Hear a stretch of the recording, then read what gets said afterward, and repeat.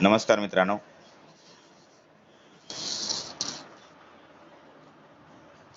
1 तारखेपासनं महाराष्ट्र शासन आणि स्वामी रामानंद तीर्थ मराठवाडा विद्यापीठ यांच्या आदेशानुसार आपल्याला ऑनलाईन क्लासेस घेण्याच्या संदर्भात आदेश दिलेले आहेत. लॉकडाऊन तर काही सरलेलं नाही आहे. शाळा या आणि कॉलेजेस हे चालू होतील की होणार नाहीत हे तर आपल्याला काही सांगता येत नाही. तरी परंतु आपल्या राज्याचे उच्च शिक्षण मंत्री, त्याचबरोबर आपल्या विद्यापीठाचे कुलगुरू आणि त्यांच्या आदेशान्वये आपल्या महाविद्यालयाचे प्राचार्य doctor major S.K. Khilare sir यांच्या पत्रान्वये त्यांच्या आदेशाची अंमलबजावणी करणं हे गरजेचं असतं आणि आहे. तेव्हा BA सेकंड इयरला जे काही विद्यार्थी होती ती विद्यार्थी आता BA तृतीयला गेलेली आहे. तेव्हा BA सेकंड इयर आणि फर्स्ट इयरला होती ती विद्यार्थी हे सेकंड इयरला आलेली आहेत. आता त्यांचा रिझल्ट लागल्याच्या नंतर तुम्ही प्रवेश कराल या गोष्टी आहेत. परंतु ते वर्ष आपण आपण आज एवढं मोठं तंत्रज्ञान वाढलेलं आहे, सगळ्या गोष्टी ह्या झालेल्या आहेत. सर्व गोष्टीचं ज्ञान आपल्याला असताना सुद्धा आपण जर का त्या ज्ञानाचा आपण फायदा घेत नसेल तर आपल्या एवढा दुर्भाग्यशाली व्यक्ती कोणतीच नाही असं मला वाटतं. तेव्हा मी जास्त खोलात देणार नाही किंवा जास्त हे करणार नाही. मित्रांनो, BA आता तृतीय वर्षाचा विचार करत असताना या ठिकाणी मी प्रशासकीय विचारवंत जे आहेत त्या विचारवंताच्या अनुषंगानं सर्वांचा परिचय किती विचारवंत आहेत आणि त्या विचारवंतांनी कशा पद्धतीचं योगदान दिलेलं आहे हे सुद्धा मी तुम्हाला सांगणार आहे. तर या ठिकाणी पहिला विचारवंत आहे कौटिल्य. कौटिल्याने सुशासनासंबंधीची संकल्पना मांडलेली आहे. त्यांचं प्रशासनामध्ये बहुमूल्य स्वरूपाचं योगदान हे देण्यात आलेलं आहे, त्यांनी दिलेलं आहे. त्यांनी त्या काळामध्ये जे काही त्यांचं प्रशासन होतं त्या प्रशासनाचा आधार आपण आज तागत घेत असलेलं आपल्याला दिसून येतं. त्याचबरोबर भ्रष्टाचारासंबंधीचे विचार आहेत त्यांचे. त्याचबरोबर शासन आणि राजकारणासंबंधीचे सुद्धा विचार आहेत.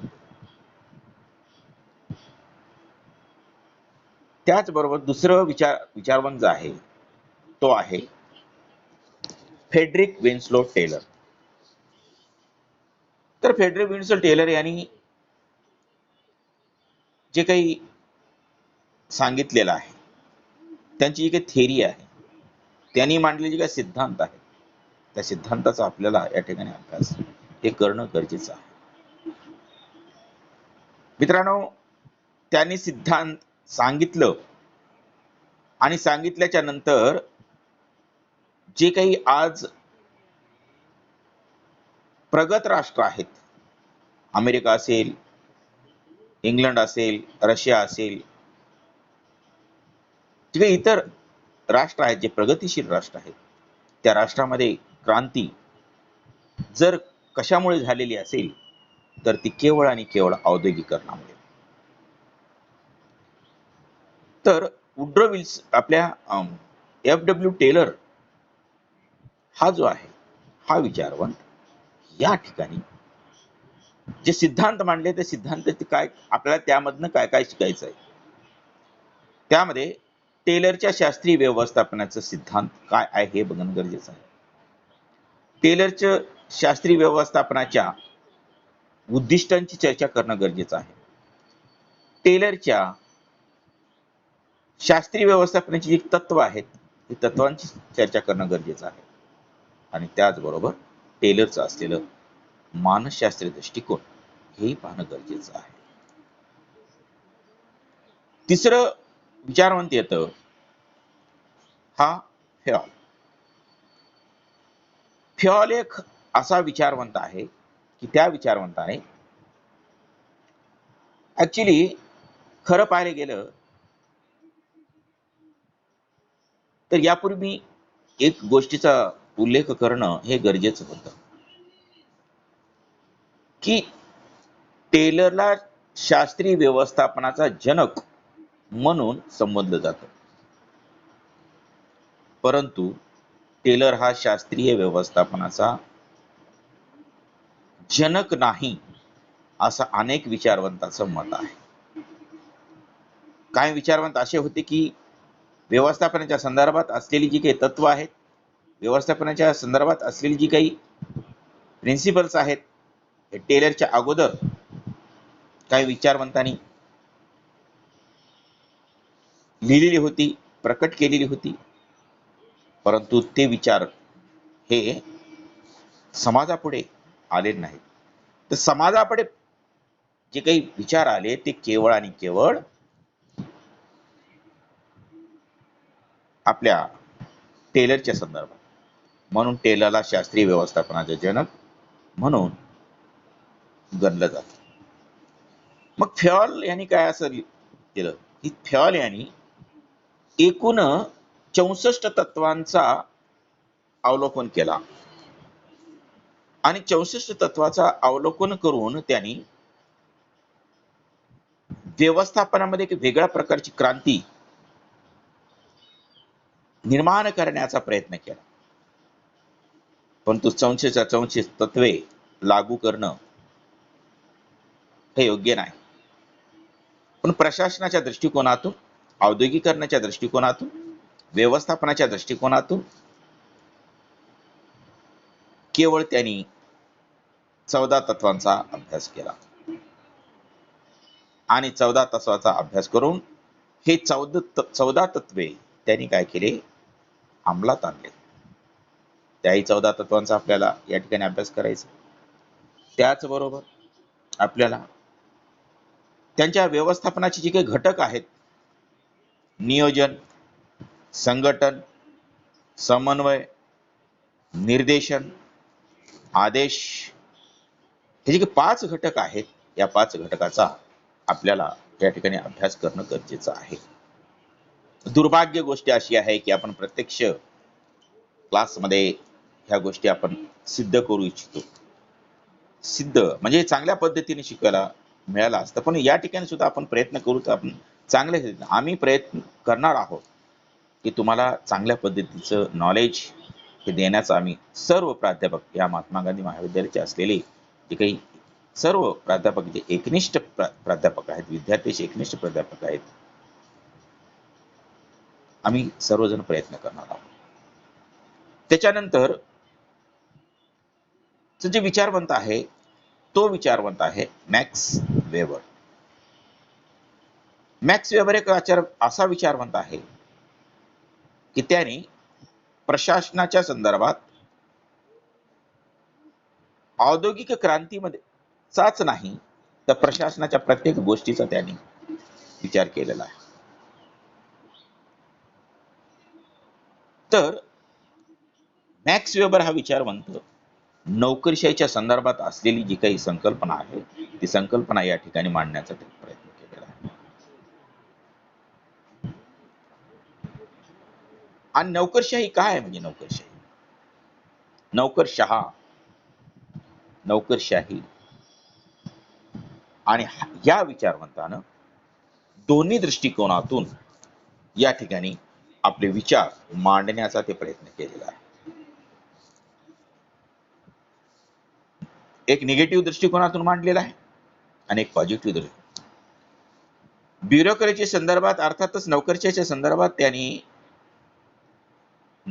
संदर्भात त्यांनी दोन्ही दृष्टिकोनातून अभ्यास केलेला आहे.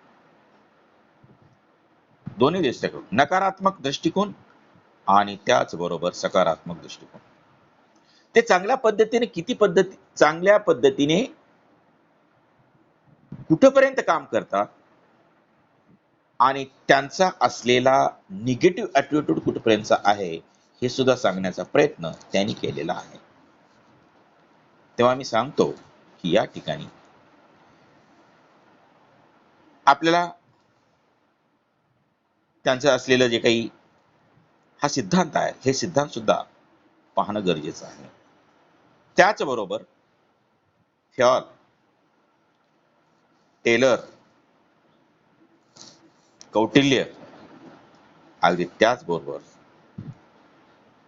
एक स्त्री विचारवंतिका आहे, त्याचं नाव आहे Miss Mary Parker Follett, MP Follett म्हणून म्हणतात.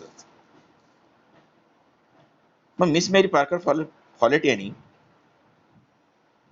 कामगाराच्या मानसशास्त्रीय दृष्टिकोनाचा त्यांनी अभ्यास केलेला आहे. मानसशास्त्रीय दृष्टिकोनाचा आणि मानसशास्त्रीय दृष्टिकोनाचा अभ्यास करत असताना सायकोलॉजिकली जे काही अप्रोचेस असतात, ज्यावेळेस एखादा कामगार आपल्या क्षेत्रामध्ये काम करत असतो, आपल्या क्षेत्रामध्ये सर्व गोष्टी करत असतात, त्याच्या मानसिकतेचा, त्यांच्या टेंडन्सीचा, त्याचबरोबर त्यांच्या विचाराचा सुद्धा अभ्यास करणं गरजेचं आहे. त्याने मानसशास्त्रीय दृष्टिकोनाचा अभ्यास केला. एल्टन मेयो हा जो विचारवंत आहे, हा विचारवंत या ठिकाणी एक प्रयोग केला. हॉथॉर्न, त्यांच्या प्रयोगाचं नाव आहे हॉथॉर्न प्रयोग. मानवतावादी सिद्धांत हा एक त्यांनी मांडलेला आहे.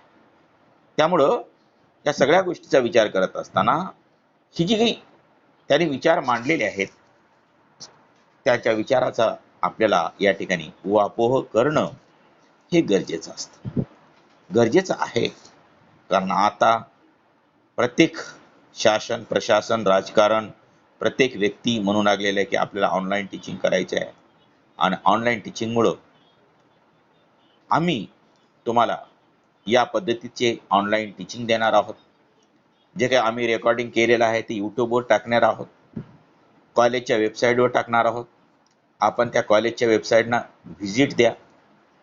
त्याचबरोबर तुमचा लॉग इन ID तयार करा, त्याचबरोबर युजर नेम सुद्धा तयार करा आणि त्या पद्धतीनं आम्ही सुद्धा आमच्या पद्धतीनं करू आणि त्यामध्ये आम्ही PDF file, YouTube, Zoom app online शिकवायचं असेल तर जे आम्हाला जेवढं शक्य आहे ते शक्य म्हणजे काय, तुम्हाला तुमच्यावर अन्याय होणार नाही, कारण तुम्हीच आमचे खरे दैवत आहात. तुम्ही आहात म्हणून आम्ही आहोत. पण या महामारीच्या संकटामुळे आपल्याला हे खूप मोठं संकट आलेलं आहे. यामध्ये प्राचार्य काही करू शकणार नाही, यामध्ये कुलगुरू काही करू शकणार नाही, यामध्ये शासन काही करू शकणार नाही. आपण फक्त एकच करू शकतो, आम्ही फक्त एकच करू शकतो की त्यांनी दिलेल्या आदेशाची अंमलबजावणी करू शकतो आणि ती अंमलबजावणी आम्ही ऑनलाईनच्या माध्यमानं आम्ही करत आहोत. तेव्हा या सगळ्या गोष्टीचा विचार करत असताना दुसरे आपल्याला एक हे घ्यायचंय, विषय शिकायचा आहे. त्या विषयाचं नाव आहे महाराष्ट्रातील पंचायत राज व्यवस्था.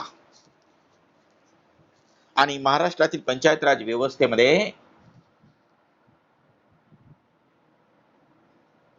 या ठिकाणी पहिल्यांदा आपण वेगवेगळ्या पद्धतीच्या स्थानिक स्वराज्य जे काही संस्था आहेत, त्या स्थानिक स्वराज्य संस्थेच्या संदर्भात आपण माहिती पाहणार आहोत.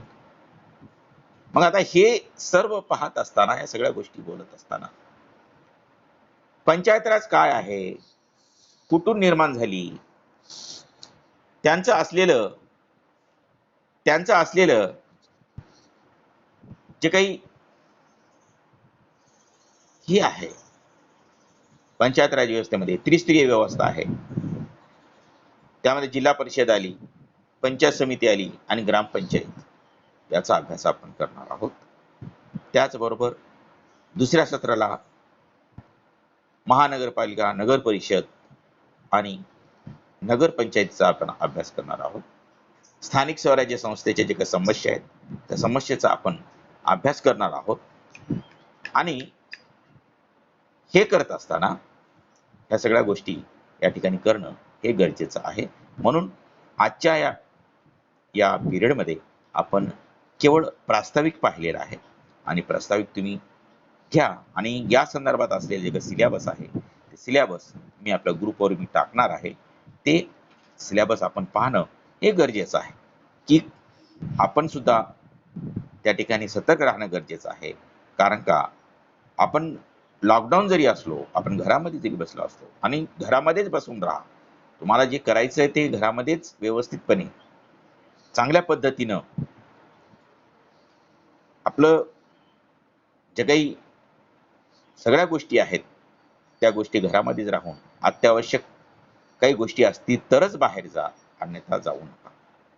एवढंच मी तुम्हाला आणि या ठिकाणी मी थांबतो. धन्यवाद.